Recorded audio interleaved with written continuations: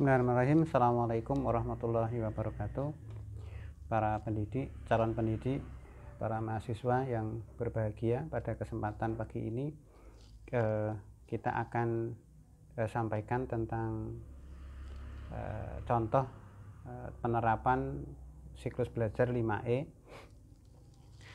Saya akan memberikan salah satu contoh dari hukum Bernoulli, ya.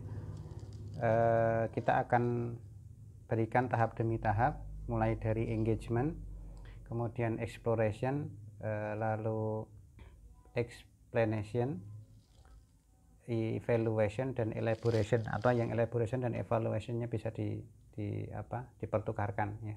Kita evaluation dulu, elaboration, kemudian evaluation, ya.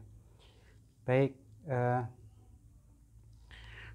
untuk yang pertama kita akan tunjukkan engagement dulu. Engagement sebagaimana pernah kita sampaikan dalam pertemuan-pertemuan yang lain, fungsinya adalah menarik perhatian siswa, dan dengan itu nanti siswa akan merasa membutuhkan materinya, sehingga guru akan lebih mudah memasukkan materi itu kepada siswa. Memasukkan itu bukan berarti kita tuangkan, tetapi sebagaimana prinsip konstruktivis, kita ajak mereka berpikir sehingga mereka menemukan pengetahuan yang baru tersebut. Selain itu, sebagaimana pernah disampaikan juga, kalau fase engagement itu berfungsi untuk melihat apakah siswa itu ada miskonsepsi ataukah tidak, kemudian juga bisa mengungkap pengetahuan awal siswa. Nah, kita akan berikan satu discrepant event atau kejadian ganjil yang nanti akan kita tunjukkan kepada anak-anak kita.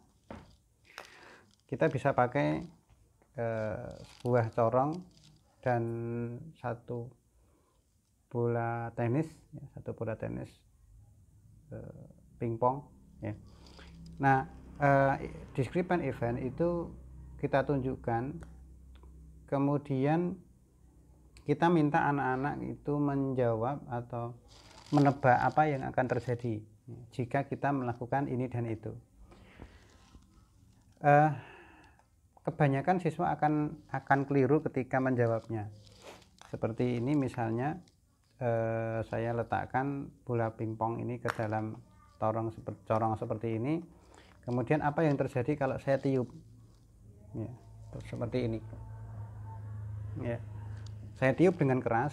Nah, kita tanya kepada anak-anak, nah, apa yang akan terjadi ketika bapak atau ibu tiup dalam posisi seperti ini,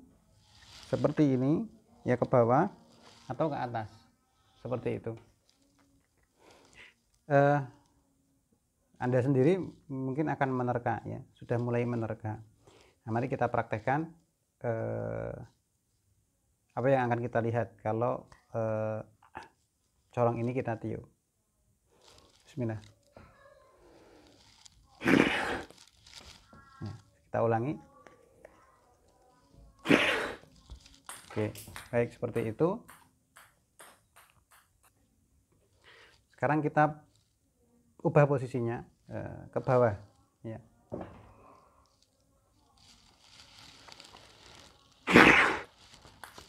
Ya, kita ulangi. Ya, kita ulangi, ya. Dalam kondisi tidak kita tiup seperti ini, bolanya langsung jatuh. Sekarang kita tiup. Kita ulangi. Ke depan.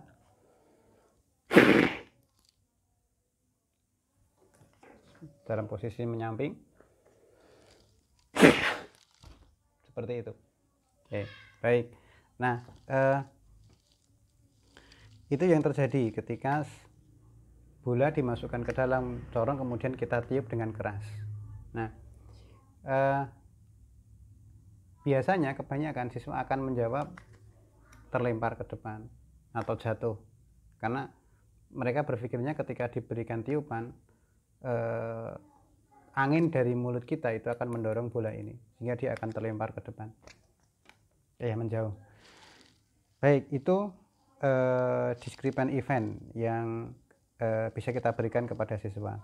Ada banyak discrepant event, Anda bisa googling dan mencari materinya di sana, dan memperkaya dengan discrepant event yang lainnya. Nah, setelah ini kita akan berikan fase eksplorasi. Nah, fase eksplorasi itu bentuknya aktivitas siswa melakukan suatu percobaan, menelaah buku dan seterusnya. Nah, di situ nanti siswa akan bisa menjawab mengapa kok ini tidak terlempar atau mengapa kok ini tertahan di sini. Ya, fase eksplorasi untuk materi ini bisa menggunakan sebuah kertas seperti ini, dan ini pun juga bisa jadi discrepant event tersendiri. Iya. Anda bisa membuat satu lembar kerja siswa yang intinya siswa diminta untuk meniup kertas ini dari bawah, kemudian diminta meniup dari atas, lalu siswa akan Anda bimbing untuk menemukan bahwa ketika meniup dari bawah, mana kecepatan angin yang lebih besar, mana tekanan yang lebih kecil, dan sebaliknya. Ya. Nah, di situ Anda akan bimbing anak-anak untuk menemukan bahwa semakin besar kecepatan angin, maka tekanan di suatu tempat itu akan semakin kecil.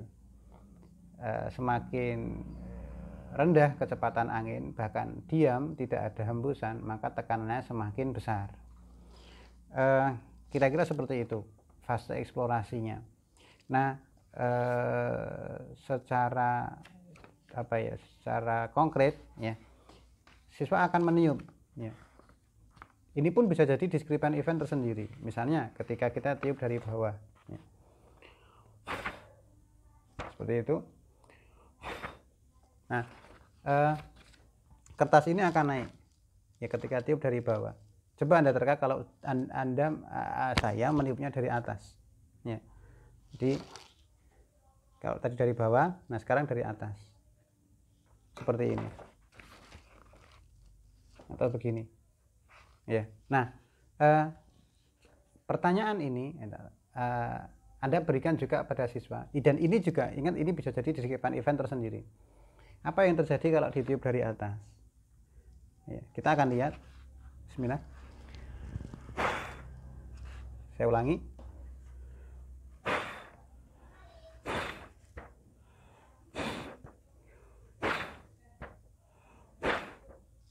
Seperti itu. Nah, ternyata kertasnya naik. Ya, ternyata kertasnya naik, dan kebanyakan siswa ketika dipuzzling dengan ini dan mereka diminta untuk menjawab apa yang terjadi ketika ditiup dari atas, mereka menjawab akan semakin turun, seperti itu.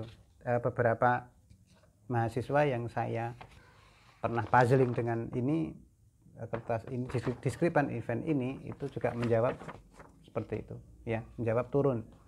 Bahkan juga ketika saya puzzling dengan ini, mereka banyak yang menjawab bolanya akan terlempar ke depan.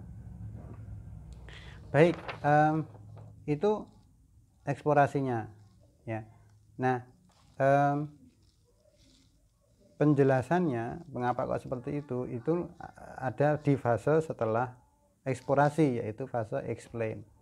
Nah, di fase explain itu siswa nanti akan saling berbagi pendapat, saling memberi masukan, presentasi, bisa jadi seperti itu. Di situ akan ketemu kenapa kok ini naik, ya, kenapa kok tidak turun, ya. Baik, kita akan lihat mengapa kok itu bisa naik dengan penjelasan seperti berikut ini, ya. Baik, kita akan lihat penjelasannya mengapa tadi kertas itu tidak naik, kertas itu justru malah naik ketika kita tiup dari bawah. Nah, kita akan buat ilustrasi. Jadi pertama begini posisi kertasnya. Nah, kemudian kita tiup dari bawah, ya. Kita beri tiupan dari bawah, artinya kita beri tekanan. Kita beri tekanan dari bawah sehingga kertasnya ternyata bergerak naik, ya, seperti itu. Ya, dia bergerak naik ke atas. Kemudian ketika kita tiup dari bawah, ketika kita tiup dari atas, tiupannya arahnya seperti ini, sehingga tekanannya itu tiupannya dari atas, dan kita memberikan satu angin yang arahnya ke mendatar, ya, mendatar seperti ini. Ternyata ke atas, ya. Jadi hasilnya juga sama, dia terangkat ke atas. Artinya ada tekanan yang berasal dari bawah, ya, ada tekanan yang berasal dari bawah. Kondisinya sama, apakah kita tiup dari bawah atau dari atas. Nah, ini yang akan kita cari. Mengapa kok ketika tiup dari atas dia justru malah naik, ya. Baik, pada saat kita tiup dari bawah ini, maka ketika kita tiup dari atas, maka ada angin yang bergerak di atas kertas ke sana. Nah, kita beri simbol V. Angin di atas kertas ini bergerak lebih cepat daripada yang di bawah. Di bawah tidak ada angin karena udaranya diam di sini. Oleh karena itu, kita akan lihat bahwa tekanan di bawah itu lebih besar daripada tekanan di atas. Karena kertasnya bergerak ke atas. Saya ulangi ya, ketika kertas bergerak ke atas, berarti ada satu yang menekan kertas ini dan asalnya dari bawah. Dengan demikian, berarti tekanan di bawah, P di bawah kertas, itu lebih besar daripada P di atas kertas. Yang itu terjadi pada saat kecepatan angin di atas kertas itu lebih besar daripada kecepatan angin di bawah kertas. Seperti itu. Nah, maka kita bisa ambil satu prinsip, ya. Semakin besar tekanan fluida atau zat alir, maka tekanannya itu semakin kecil. Sebaliknya, semakin kecil gerakan suatu fluida, maka tekanannya semakin besar. Nah, ini yang disebut dengan hukum Bernoulli, ya. Nah, kemudian apa hubungannya dengan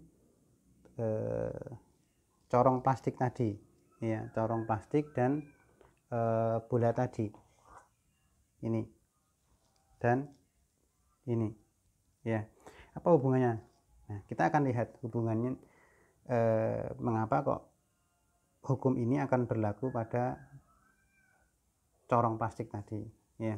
Nah, di sini kita sudah selesai fase eksplorasi dan eksplanasi, penjelasan. Penjelasan itu digunakan untuk menjelaskan fenomena kertas ini. Mengapa ketika ditiup dari atas dia justru naik. Nah, sekarang kita akan elaborasi. Nah, mengelaborasi itu bisa menggunakan dua cara, ya. Kita ringkas ke dalam dua cara mengelaborasi.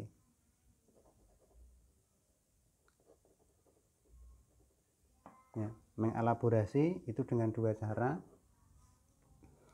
Yang pertama adalah menerapkan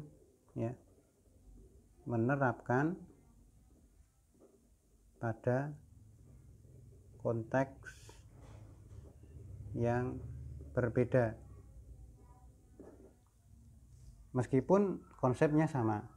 Yang kedua, menerapkan pada kehidupan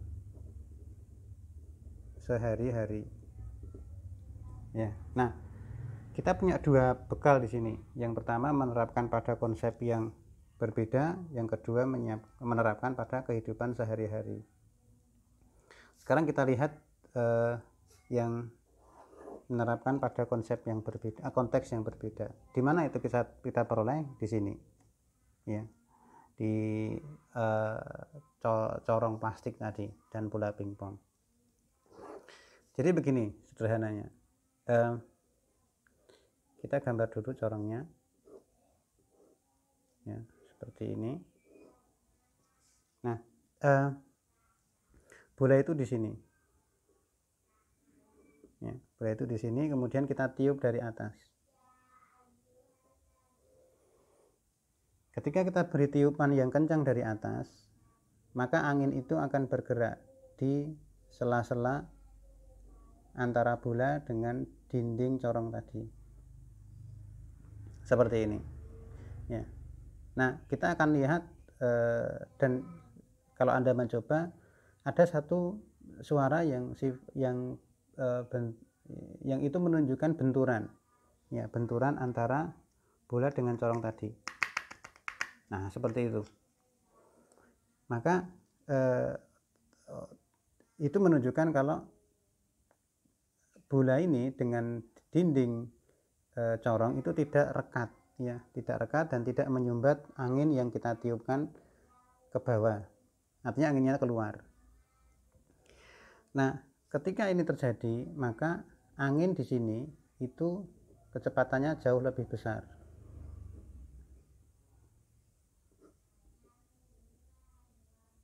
Dan di bagian bawah corong di sini itu kecepatannya jauh lebih kecil, bahkan diam. Tadi kita temukan kalau kecepatan angin yang besar itu tekanannya kecil. Artinya di sini tekanannya kecil, di sini tekanannya kecil, di sini juga tekanannya kecil. Dan sebaliknya di bawah corong tekanannya besar, sebagaimana prinsip yang tadi kita temukan. Oleh karena itu ada satu tekanan yang lebih besar yang arahnya ke atas, menahan bola ini agar tetap di atas, tidak jatuh. Nah, seperti itu penjelasan hubungan antara penjelasan mengapa kok bola itu tidak jatuh ketika kita tiup dengan menggunakan hukum Bernoulli tadi. Nah, kemudian yang kedua, menerapkan pada kehidupan sehari-hari, ya. Kita lihat dengan menggunakan contoh pesawat terbang, ya. Kita lihat dengan menggunakan contoh pesawat terbang. Pesawat terbang, ya.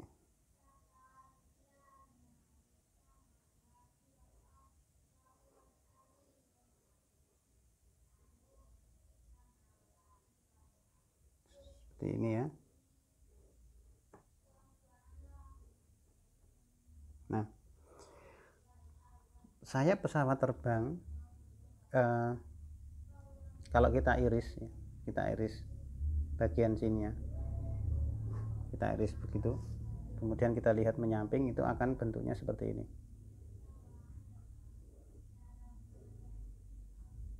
Nah, seperti itu. Oke, saya perbesar, ya, saya perbesar agar lebih jelas. Oke, seperti itu. Nah, ketika pesawat terbang tadi melaju, maka angin itu akan membentur pesawat ini dan akan lewat di atas dan bawahnya, sana, sana. Kita kita taruh di sini titik A, ini titik B, ini titik C, ini titik D. Ya, C itu di atas sayap, D itu di bawah sayap. Ketika molekul udara di titik A itu bergerak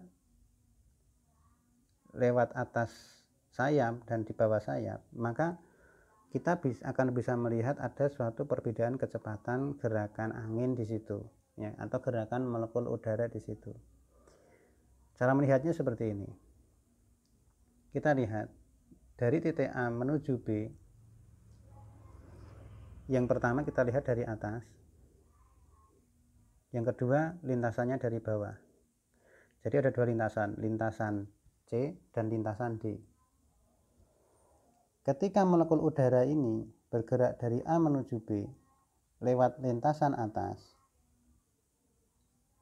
maka molekul udara itu akan menempuh jarak yang lebih jauh daripada lintasan di bawah. Kita lihat ini jaraknya ketika lewat di atas, ya. Dan ini jaraknya ketika lewat di bawah. Nah, kita bisa lihat dengan jelas lintasan molekul udara di bawah lebih pendek daripada lintasan di atas. Kalau suatu benda menempuh jarak yang saya ulangi, kalau suatu benda menempuh suatu jarak dengan waktu yang sama dan jarak yang ditempuh lebih jauh, maka mestinya benda itu bergerak dengan lebih cepat. Ya. Jadi kita akan lihat ketika molekul udara lewat titik C sana, maka artinya kecepatan di C molekul udara, ya, kecepatan molekul udara di C itu jauh lebih besar daripada kecepatan molekul udara ketika melewati lintasan D. Kenapa? Karena jaraknya lebih jauh ditempuh dalam waktu yang sama dengan molekul udara di bawah sayap pesawat. Nah, kita akan bubuhkan fakta itu di sini. VC lebih besar kecepatannya, V di D lebih kecil. Ketika ini terjadi, maka ingat lagi. Nah, ini dia. Ketika kecepatan kecil, maka tekanannya besar. Maka kalau kecepatannya kecil, tekanannya besar. P di D lebih besar, sementara P di C jauh lebih kecil. Semakin cepat pesawat melaju, maka tekanannya semakin besar, naik. Semakin cepat melaju, maka tekanan di atas sayap semakin kecil. Nah, semakin besar tekanan dari bawah, seperti itu, maka pesawat akan pada akhirnya terangkat. Dia take off. Nah, itu penerapan hukum Bernoulli pada kehidupan sehari-hari, ya, yang ini. Baik, itu fase elaborasi, ya, fase elaborasi dari 5E. Baik, kita setelah fase elaborasi adalah fase evaluasi, ya. Baik, 4 fase sudah kita selesaikan. Engagement, fase pelibatan, eksplorasi, kemudian penjelasan, explain, kemudian elaborate, ya, kita sudah selesaikan. Nah, terakhir adalah fase evaluasi. Nah, fase evaluasi ini bisa Anda lakukan sejak awal ketika Anda memulai fase engagement. Bagaimana siswa itu memperhatikan Anda dan seterusnya, bagaimana sikap siswa. Kalau masalah tertarik dan tidak tertarik dari apa yang Anda tampilkan, itu akan sangat dipengaruhi juga oleh guru ketika menyampaikan materinya atau menyampaikan deskripsi eventnya. Itu bisa menjadi bahan evaluasi, karena itu sifatnya formatif, ya, evaluasi formatif. Di fase explore, Anda juga bisa melihat bagaimana mereka bekerja sama, antara anggota kelompok kalau Anda membuat kerja kelompok ya. Lalu Anda bisa evaluasi nilai kebahasaannya dari apa yang mereka tulis di lembar kerja. Artinya bisa Anda gabungkan dengan pembelajaran bahasa Indonesia. Kalau Anda mau menggabungkan dengan pembelajaran keterampilan menggambar, Anda bisa minta mereka menggambar kejadiannya, Anda bisa minta mereka menggambar kertas, corong, kemudian bulannya, mendesain mensketnya ya. Atau juga Anda bisa minta mereka menggambar alat-alat yang menggunakan prinsip Bernoulli ya. Nah, itu kalau mau digabungkan, dan itu bisa diintegrasikan dengan mapel-mapel yang lainnya. Nah, fase evaluasi ini juga bisa dilakukan di akhir ya, dilakukan di akhir sebagai fase sebagai evaluasi yang sifatnya sumatif ya. Nah, seperti itu ringkasnya 5E, siklus belajar 5E yang kita pakai dalam pembelajaran. Itu bisa kita modifikasi, intinya sama seperti itu, cuma kalau kemudian Anda transfer ke sintak yang lain, misalkan 5M-nya pemerintah ya, atau diringkas menjadi 3E, nah itu Anda tinggal sesuaikan.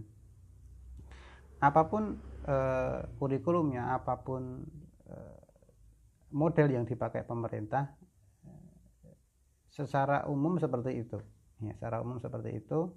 Meskipun nanti juga ada model-model lain ya, misalkan PBL, PJBL yang itu memiliki sintak yang berbeda ya. Juga cooperative learning itu memiliki sintak yang berbeda ya. Seperti itu, semoga bermanfaat penjelasan tentang 5E.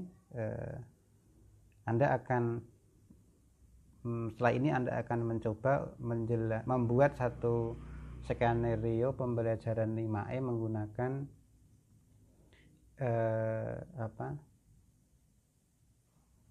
discrete event yang lainnya, dan skenario yang Anda imajinasikan sendiri, sehingga Anda terbiasa membuat model mental tentang bagaimana sih pembelajaran IPA akan dilangsungkan.